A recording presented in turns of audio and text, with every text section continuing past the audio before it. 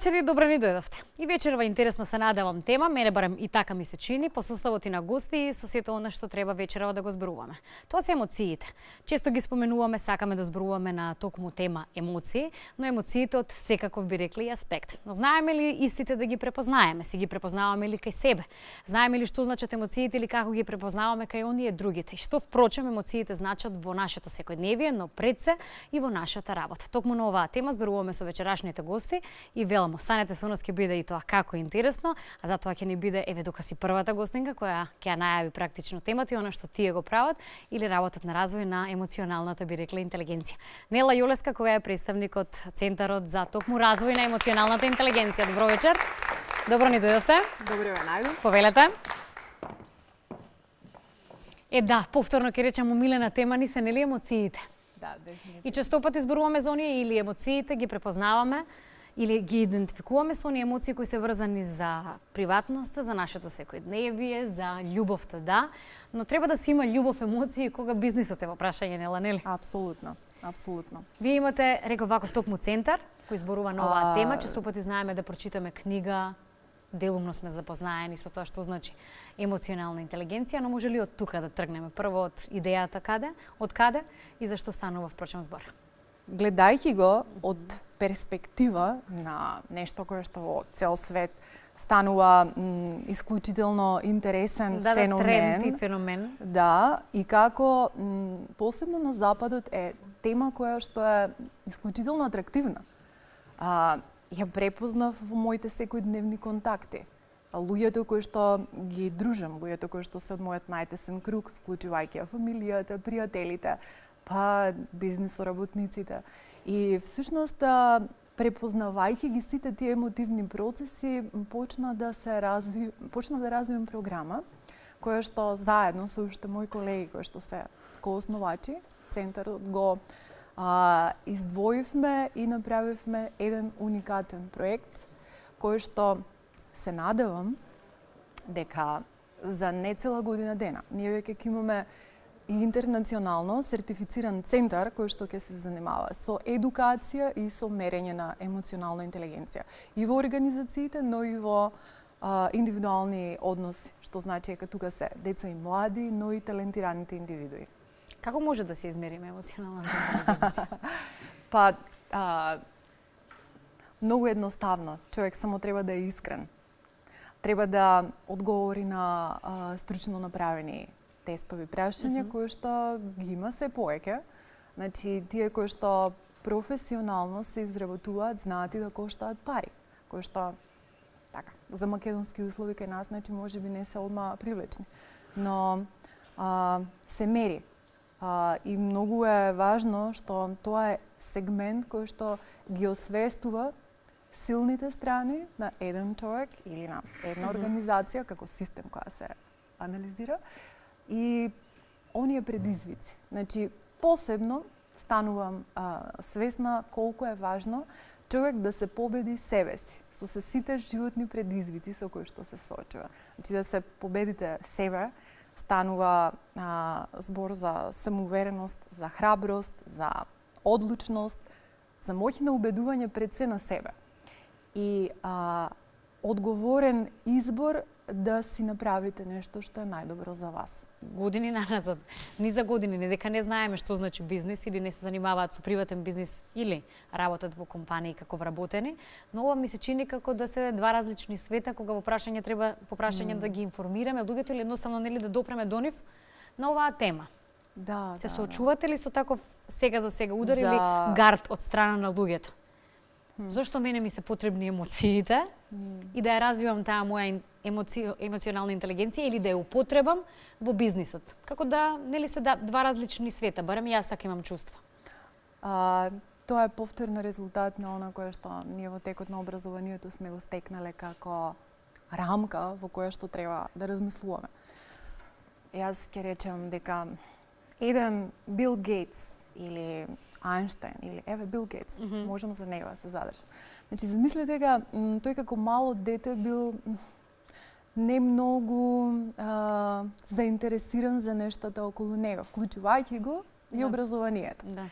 И неговите родители многу се загрижиле Значи до таму што почнале да го носат на советување. И советникот, мислам, тие што биле негови советници, кренале раце и рекле стварно за ништо не го бива, во стил не се интересира, скоро рече си за ништо.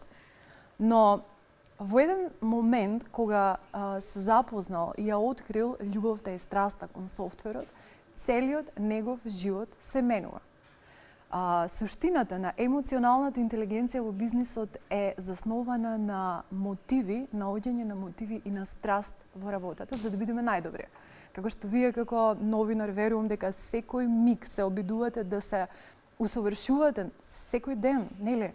Што можете најдобро, значи вие го давате најдоброто од себе, така и јас, така и сите околу нас, да се свесни дека треба да воспоставиме еден личен систем на надпревар сами со себе, да станеме подобри, поусовршени сами пред себе. Значи, околината, да, може до одреден степен да е некаков репер за докаде сме, но човек треба да се спознае себе си, да се надпреварува со себе. И Бил Гейтс е еден од многуте примери кои што значи докажува дека парите не се главниот мотив. Да, материјалното обично сега за значи, сега ова е изгледа контра на моментот каде што луѓето се соочуваат во светот на бизнисот дека мора да се зборува само за рационалност и само за ладни цифри. Напротив, значи они работи за кои што не зборуваме, кои што се интимни, кои што се врзани со причините кои што внатрешниот глас наш ги препознава. Емоциите, причината за нашето живење. Причина поради која што се будиме наутро со насмевка или заспиваме со насмевка, можеби покрај своје дете, партнер, независно, сам со себе. Значи, уметноста на живењето е да се прифатиме себе си, такви какви што сме, на секое поле. И во бизнисот, исклучително важно е, значи во емоционалната интелигенција и програмите кои што веќе ги развиваме, е да се поттикнуваат тие не толку многу фенси зборот лидерски вештини, значи вештини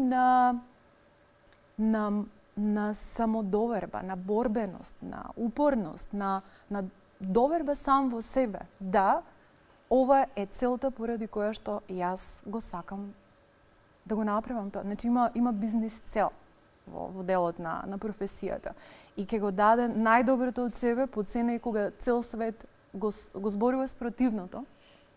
Значи, убавината е да го надградуваме континуирано себеспознанието и менеджирањето на одлуките и на емоциите. Токму на оваа тема емоционална интелигенција, конкретно во бизнисот, со гостите кои ќе ни се придружат. Данче Чекаровска-Грозановска, Петар Лазаров и Марта Наумовска-Грнарова. Добро вечер и добро ни дојдовте. Повелете да ни се придружите. Со Нела го започнавме разговорот и тоа од оној аспект и од видување на објаснување, би рекла, првично за тоа емоционалната интелигенција, што е впрочем, како ја доживуваме истата или колку информации имаме за истата. Вие сте ни одличен пример на луѓе кои се и тоа како успешни во сферата на бизнисот, секој со своето, што би рекле, но почувствувавте потреба, желба да повеќе дознаете можеби за емоционалната интелигенција и примената на истата токму во сферата на бизнисот. Марта, вие имате приватна домашна, што се вели ваша, семејна фирма. Да. И е можеби поразлично кога начнавме делот токму разговорите на тема приватна или компанија во која работите и тука како можеби емоционалната интелигенција функционира. Од аспект на кога веќе е нешто ваше, го направиле вашите родители и вие треба да го наследите.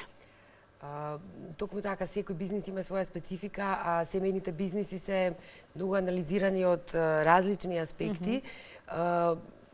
Многу долго време и се уште фокус на испитување, поготово од овој аспект, бидејќи токму емоциите и емоционалната интелигенција имаат многу големо влијание, поготово кога се работи за втора генерација, бидејќи втората генерација е таа која што на некој начин има обврска.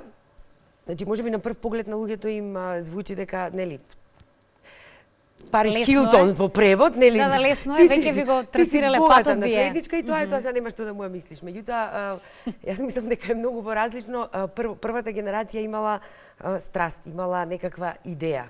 Сега втората генерација треба некако да влезе во истите, нели, чорапи или во истиот филм и да проба, прво има обврска тоа да го задржи и да го надгради. Така. Нормално и не е баш едноставно да се влезе, затоа што за да се продолжи со истиот интензитет тој развој, треба да се има и некаков собствен порив и мотивација за тоа да се направи, а токму тука станува збор за емоционална интелигенција. Како дојдовте до моментот дека ви треба можеби ваква обука условно речено или нешто што на кое ќе работите дознавајќи и сознавајќи за својата лична емоционална интелигенција?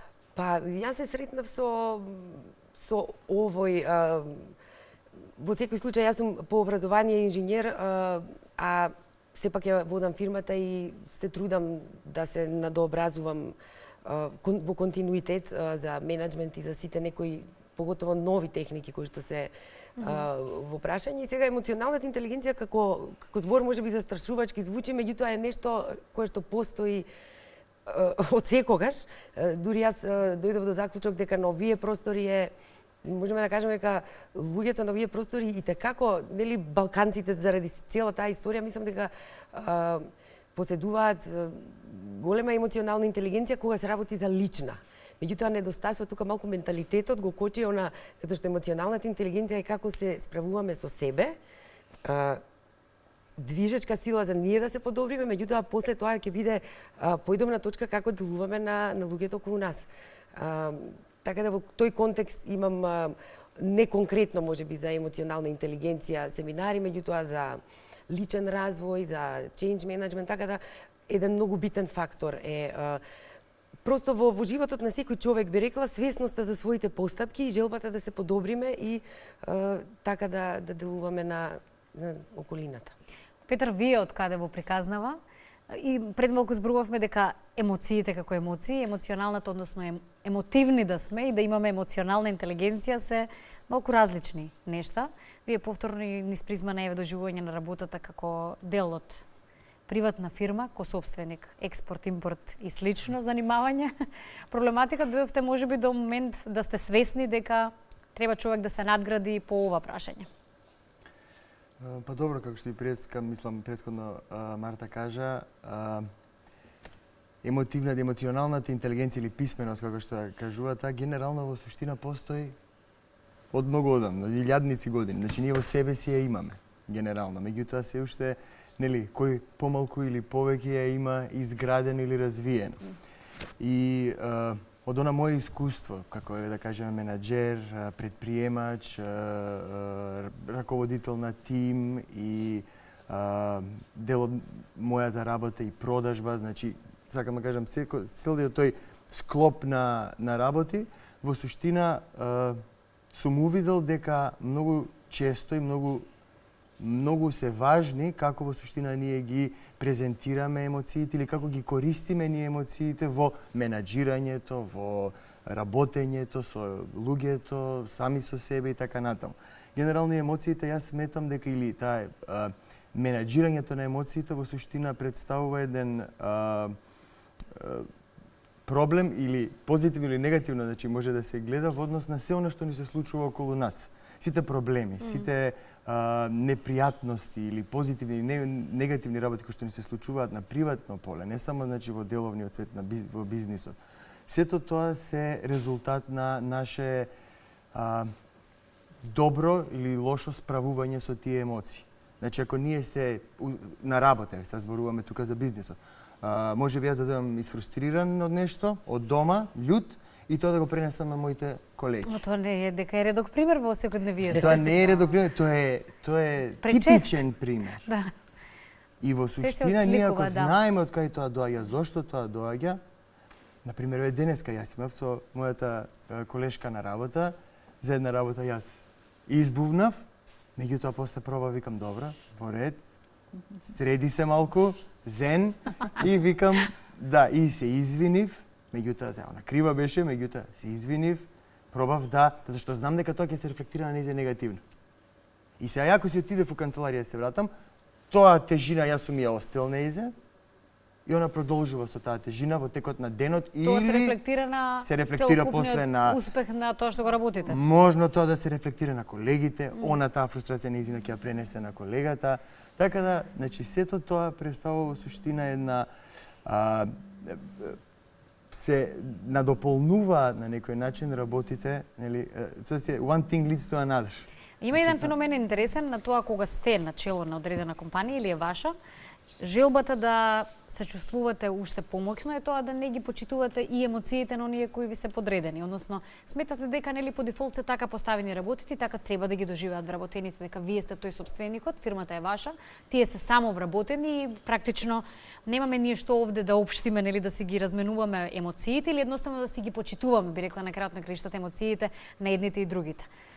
Добро, па тоа е во суштина една од основните карактеристики на емоционалната интелигенција или писменост, емпатијата.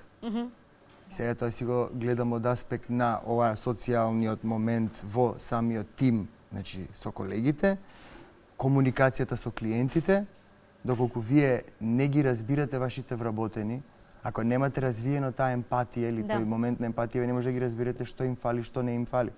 И утре кога ќе се случи нешто неубаво, кога ќе си отиде тој од работа, ние го кривиме како менаџери, ние го кривиме нели нормално другиот. Не знаеш да биде благодарен. Да, нешто одма мораме да му закачиме нешто дека, а меѓутоа многу често треба да си го бараме кривицата кај себе. Исто и со клиентите. Не можеме ние да бидеме добри во својот бизнис или да им го понудиме тоа што им треба на нашите клиенти ако не ги разбираме нивните потреби. Интересен е феноменот и за кај адвокатите, Данчо.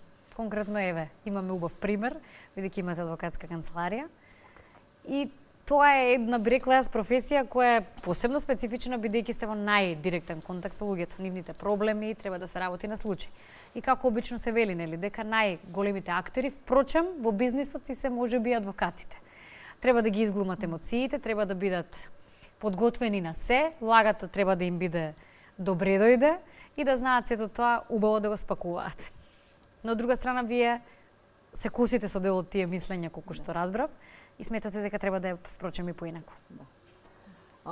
Воспоставена пракса е меѓу адвокатската професија е дека емоционалната и воопшто сегдека дека емоционалната интелигенција се коси со вршење на професијата адвокатура. Значи адвокат не може да биде емоционално интелигентен и не треба да ја употребува својата емоционална интелигенција во вршењето на професијата.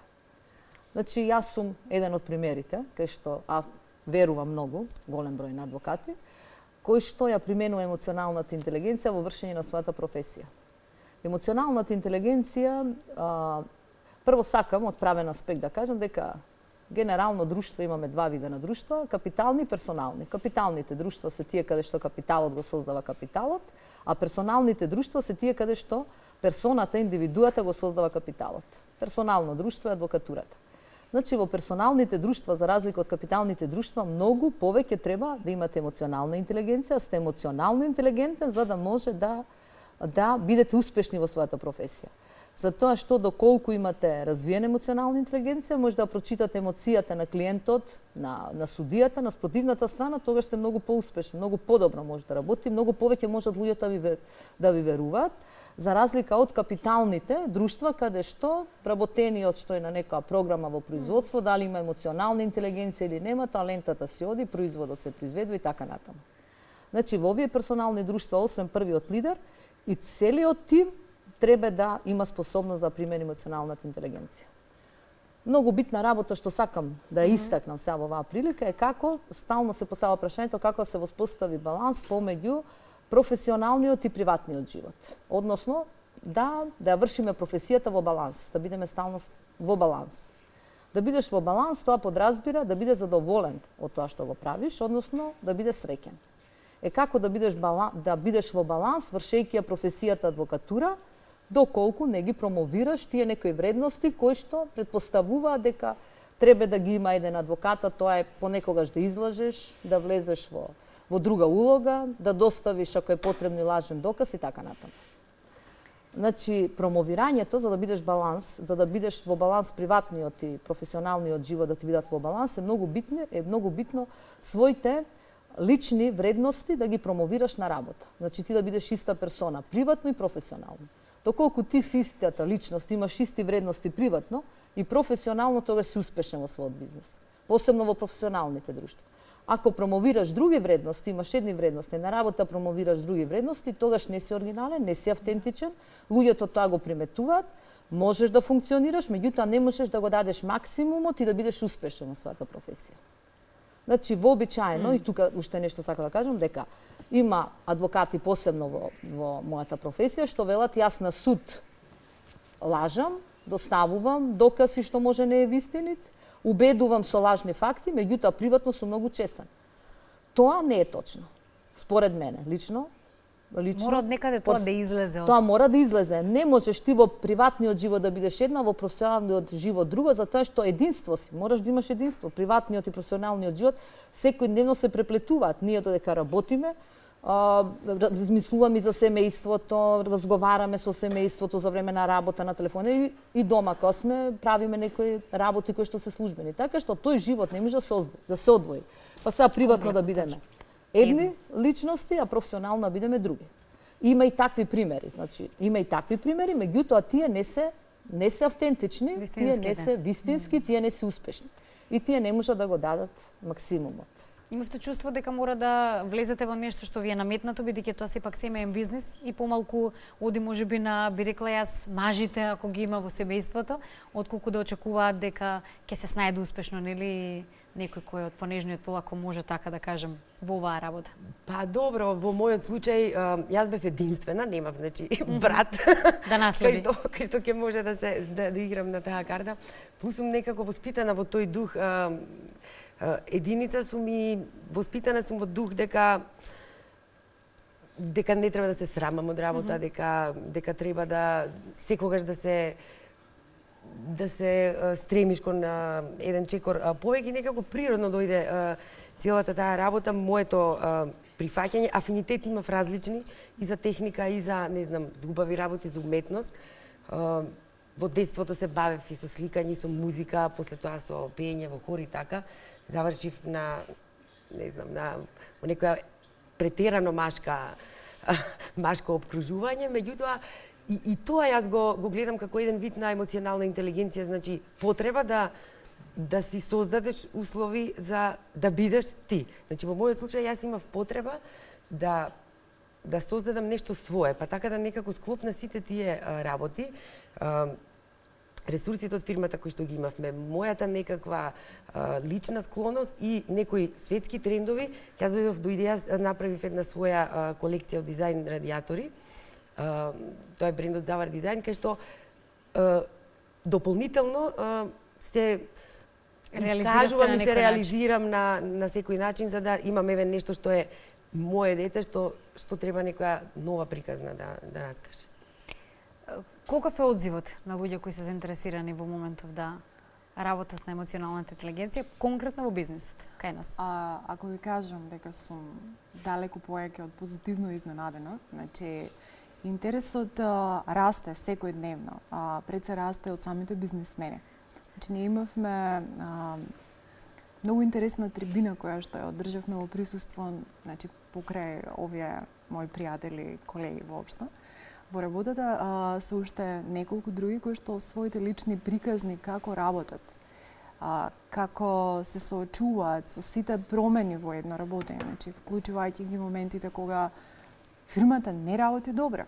Значи има реални ситуации кога не се даваат плати на време. Се губи пазар, ангажираноста на вработените паѓа, што тогаш? Значи, како менаџер, како успеваат сите тие поединечно, индивидуално да се изборат со таа ситуација, тоа не е лесно. Значи, не правиме муавет за нешто кое што Посебно е во време сега какво што сме, кога нели на сите страни само слушаме за криза, за рецесија, бизниси, односно се затвараат фирми, не може да се постигне нели резултатот. Како во тоа, ако можам така да се изразам, лудило, вие се снаоѓате или што правите во тие ситуации од ваше лично искуство? Сите сте повикани да одговорите. Па, видите, ако прескако кажавте за, нели, колку луѓето и били бизнес, еве сега да се фокусираме на бизнисите, на бизнис секторот, колку се спремни да инвестираат, да работат на, нели, развој на својата емоционална писменост. Вие гледајте таа како една област на развој, дали свој, на фирмата и така натаму, која што треба да се работи во континуитет со цел за да вие постојано бидете подобри од другите и така натаму. Ние оваа ситуација кај што се наоѓаме сега, сега немам ако ти искочам вон оваа ситуација на емоционална писменост и интелигенција, ми го зборам дека луѓето кај нас во Македонија, во бизнис секторот многу малку инвестираат во едукација. Тоа ни е најголемиот проблем. Значи можете и анализи да видите да се направат колку од фирмите инвестираат во едукација на сами себе, менаџерите, на менаџерскиот тим, на вработените и така натаму. Така да многу малку се инвестира и сега да, во ситуација кога дојде криза, сега стварно не знаеме што да направиме, затоа што никад не сме се ние доволно едуцирале. Цело време било добро било, сме живееле некако. Материјалното ни било можеби во... Сме биле задоволни. Да. Добро е, таман си е, толку е и така натаму. И никој не пазел на, нели, дека нешто може да падне и така натаму. Сега во оваа ситуација каде што веќе луѓето, и тоа барем и ние вака го осеќаме како фирма, веќе се освестуваат фирмите и веќе почињаат да работат, сега затоа ќе кажам, не само на оваа област, туку и на сите други области од нивната специјализација, од нивната дејност, каде што гледаат можност и потреба за доквалификација. Така да јас мислам дека се повеќе и повеќе оваа област ќе се развива, иако тоа сепак млада, сега не знам, нела повеќе знае околу, да речеме, на некои корени вака од оваа западна култура, да наречеме, на каде што се теоретизирала емоционалната писменост и се ставила во некои книги и се ставила во некоја бизнис форма и така натаму, суштина. И тоа е млада, 20 години, да кажем. Значи, се уште па ние Македонија, нели малку сепак касниме секогаш, Да. каскаме. Така да, меѓутоа сепак се надевам дека се повеќе и повеќе ќе дојде до израз, затоа што едино што го приметуваме ние сега, не знам, ние држиме, да речеме, обуки за продажба. Меѓутоа гледам дека веќе класичниот тип на продажба, она кое што сме ги учеле сите тие книги, а веќе овој моментов на емоциите внесување или контролирање во самиот тој продажен процес е многу важен. Значи, све гледаме дека веќе се насочува целиот бизнис на некој начин во многу поврзано во позадина со таа емотивна интелигенција. Така да се надам дека се повеќе и повеќе ќе се освестуваат фирмите, ќе се освестуваме. Да, бидејќи Да. ли се на моментот да обвините, кога не оди, како што велите, кога ете, такво е времето, ама не сваќаме дали сме вложили или колку сме вложиле да ни се рефлектира по тоа, нели, со успех, туку едноставно сме оделе во некакво течение, тек на работите, кога оделе убаво и се си течело, не обрнувајќи внимание, кога доаѓа моментот на нешто нечини, ајде сега да видиме кој е виновен овде од останатите, не од мене. Имате такво искуство или можеби чувство? Значи, во развојот на бизнисот, исто како и во приватниот живот, има осцилации, не може да нема осцилации. Значи, има периоди кои што се реализираат работите полесно, има периоди кои што се реализираат работите потешко. Меѓутоа, генерално тоа е се процес. Мора да се разбере уште на стартот дека е процес. Процес кој што се движи, се развива и доколку вие го пратите тој процес и успевате емоционално да се справите со сите предизвици кои што се појавуваат пред вас, тогаш не се јавува проблем по однос на дали може да понатаму да продолжиме, да не продолжиме и така натаму. Значи, основно што секој човек при вршење на својата професија треба да го свати да нема страф.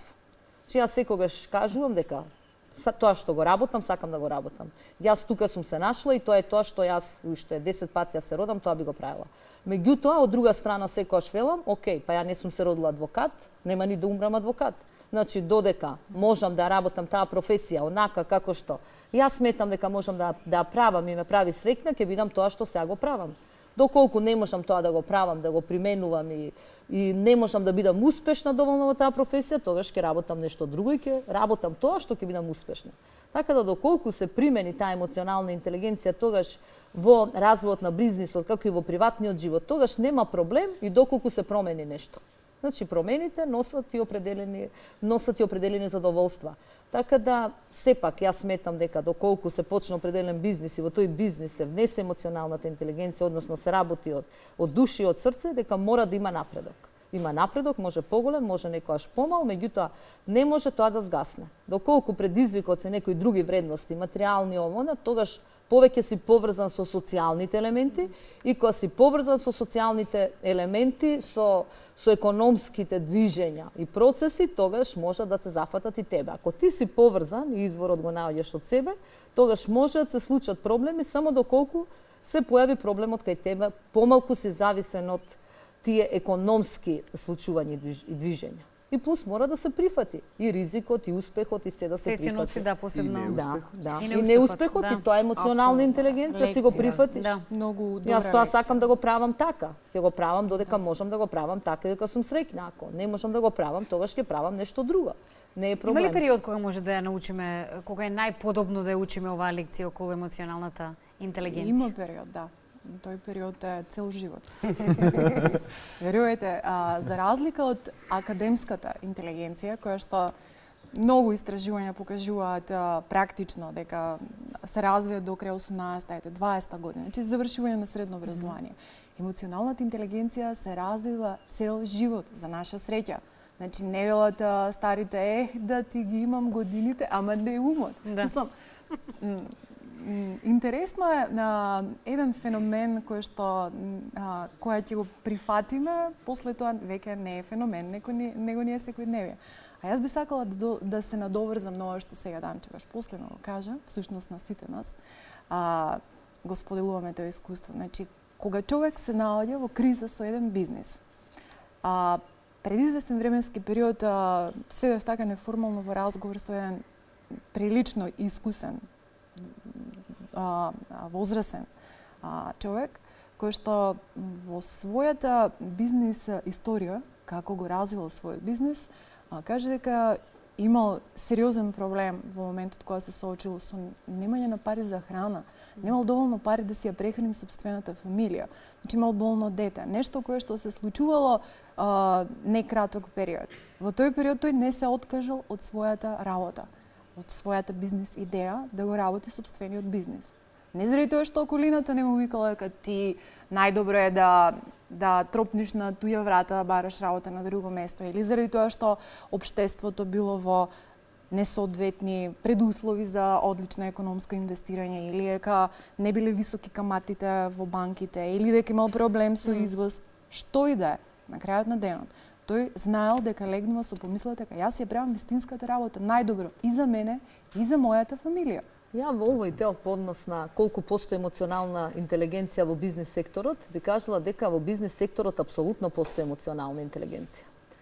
Затоа што доколку некоја индивидуа нема емоционална интелигенција, не може да го развие бизнисот. Значи, развојот на бизнисот не зависи од IQ-то, туку зависи од емоционалната интелигенција. Јас тоа денес го кажав и на трибината, така што бевме присутни, имам една пријателка, постара од мене, од која што научив доста од бизнисот и мудроста во животот. Она стално викаше ќе ве биде во оваа професија во адвокатурата ако ви пее 5 лето. Значи, тоа подразбира дека доколку имате емоција, доколку имате емоционална интелигенција, можете да бидете успешен во оваа работа, доколку ја внесете емоцијата. Ако не ја внесете емоцијата, не може да бидете успешен. Тоа подразбира дека во бизнис секторот апсолутно постои емоционална интелигенција. Само што некои луѓе препознаваат, ова е резултат на мојата емоционална интелигенција, а некои луѓе не препознаваат дека тоа е резултат на нивната емоционална интелигенција. Емоционалната интелигенција значи да се внесеш целосно, да го дадеш својот максимум и да биде задоволен и среќен. Ако тоа успеш да го направиш, а тоа штом се успешни постои во бизнисот. На вистинскиот пат си. Да, на вистинскиот пат си тоа се применува. Само што може да добие определена, да има подобар тек, да може некои финеси да се направат и така натаму. Меѓутоа, некој да биде, моје лично мислење, не може некој да биде успешен доколку нема висока емоционална интелигенција. Замислете во една компанија кога целите на компанијата воопшто не ги знаат вработените. Што се случува? Значи секој си седи 8 сати плюс минус, си работи, си гледа на Facebook, си се занимава и се случува. Да се исполни работното време. Си поминува работното време, си заминува дома, на крај на месец зема плата и доаѓа момент касни плата. Дали постојат механизми во организациите кои што се обидуваат да го имплементираат она што е вредност во целта на компанијата на ниво на индивидуа, согласно на неговите работни задачи. Значи, тука емоционалната интелигенција во бизнисот стапува на сцена. Оно што го нарекуваме бизнис меѓу емоцијата и професијата. Што се случува практично на терен? Токму тоа. Тој вработен доколку нема свесност колку значи неговиот труд, неговата ангажираност, неговата работа, може многу лесно вака да изгуби клиент, може многу лесно да направи поголем трошок, да влегува намерно во поголем трошок на компанијата, нели? А сето тоа да ги кошта сите, пошто сите нема да ја земат платата, вклучувајќи ги и менаџерите или собствениците на компанијата, или кособствениците, кога станува збор за фамилиарни... А како нив да ги натираме, да ми ја подразбудиме? Многу, значи, со сила ги комплицираме. Знаеш што, има работи кои што не ги дискутираме. Мислам дека со сила ги комплицираме работите. Ние не сме научени да разговараме почесто на прашање како си, дали си добар, што ти треба, што мислиш дека може подобро да направиме. Верувајте, кога би комуницирале како човек со човек, а не како човек со машина или машината во ситуацијата лаптопчето, ние медиатор, се соочуваме со повторно со стравот. Значи двете основни емоции се оваа страна, љубов, оваа страна е страв. Се измеѓу е наша животна приказна. Значи бродчето си не вози ваму или таму. Прашање како го управуваме кормилото со емоциите, со сопствениот живот. Доколку еден одговорен бизнисмен најде начин како да ги мотивира вработените, токму тие организацијски цели, да ги заинтригира вработените за таа цел всушност, да најде механизми како во процесот на мотивација да ги наградува, да го, до сега не го спомнавме моментот на иновативност. Што е иновативноста? Тоа е врв на креативноста. Тоа е нешто кое што човек е спонтан, е слободен за да се даде себе си. Значи, не може да издвоиме X евра од одредени институции кои што ќе го поттикнуваат предприемништвото, ако немаме доволно подготвено тло за да имаме предприемачи. Не може уплашени деца, млади, кои што се плашат дали воопшто ќе најдат работа да размислуваат за сопствен бизнис. Значи, дајте да сведеме муабетот на практично секојдневно пријателско ниво, на муабет на кафе, муабет, нели, каде што маските паѓаат, каде што човек разговара со човек на своите лични индивидуални потреби. Ако индивидуалните потреби не се задоволени на работно место, невозможно е човек долгорочно или на среднорочно ниво да го дава најдоброто од себе. Затоа значи, можам да кажам слободно и со извор. Значи, исклучително сме фокусирани во развојот на лидерските вештини, на предприемачките вештини од најмали нозе. Зборам од најмали нозе. Затоа што ако креативноста се убие кај човек или системот ако знае да не ограничи во стил ова е лекцијата, која што ако не ја кажеш под овај редослед под точките ти ќе паднеш. Тоа мене ми се случи. Имав еден испит на факултет каде што паднав заради по моја слободна волја ги дадов под точките во лекцијата. Независно, не сум единствен пример. Сте се опуштиле. Сите ние сме помалку повеќе имаме слични искуства. И супер ако во ред и тоа да го искусиш како... Тоа отвара едно ново поле и едни нови димензии на разговор за тоа колку оставаме простор на работените или не е битно во фирмата во која ние можеби работиме, да им се остави простор на луѓето да некако си ги реализираат видувањата, замислите или им давате можност да ви ги кажат, визиите на крајот на криштата кои ги имаат, да немаат страв при тоа дека ќе бидат или осудени, или подсмејани, или нема да најдат нели оној позитивен фидбек кој можеби ќе им даде волја да доработат или да го доразвијат она што им е првично како идеја, визија за нешто ново, иновативно што велиме. За да на крај компанијата слави во нивно име. Значи, замислете таа атмосфера кога обидите, нека се милион обиди, нека не се толку многу нули позади единицата, кога обидите се поттикнуваат на индивидуално ниво. Овој сектор или овој колега мој од тој сектор тоа го направи, па знае да биде охрабрен. Значи, на долгорочно ниво дефинитивно резултатите се по-добри. Да, можност да ги препознаете тие луѓе во вашата компанија или во вашата околина, мислам дека оди многу во прилог на успешно трасирање на патот на тие луѓе и на крајот на криштата успех на целата компанија. Апсолутно, тоа се нашите секојдневни предизвици. Да како да се воспостави тој баланс, кај што значи секогаш лидерот има една идеја каде сака да се движи компанијата, меѓутоа никогаш не можеш тоа сам да го направиш. И што поиновативна компанија, компанија која што се развива, се многу клучни овие моменти да произлезе, да се стимулира иновативноста од вработените. Значи, не верувам дека постои совршен рецепт и дека некој тоа нели совршено го прави, меѓутоа обидувањето секојдневно, па успехот во одредена ситуација тоа што не потикнува да го развиваме тоа и нормално да сме свесни дека секој ден може утре нешто подобро да се направи. Утре нов ден, како се велеше во бидејќи многу и поговорки употребивме вечерва. Би рекле баш така и се разбира утре новиот ден ни носи нови предизвици на кои треба да одговориме, а и на крајот на криштата, нели, можност за нови докажувања и нови успеси.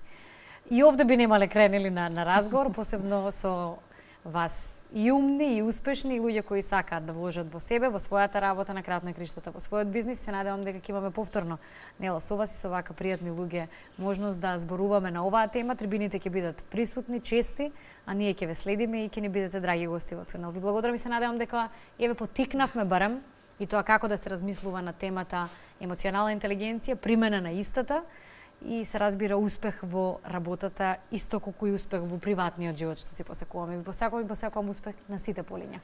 Задоволство. Драги мои, работете на вашата емоционална интелигенција, ќе ви значи. Ви благодарам што бевте со нас и денес.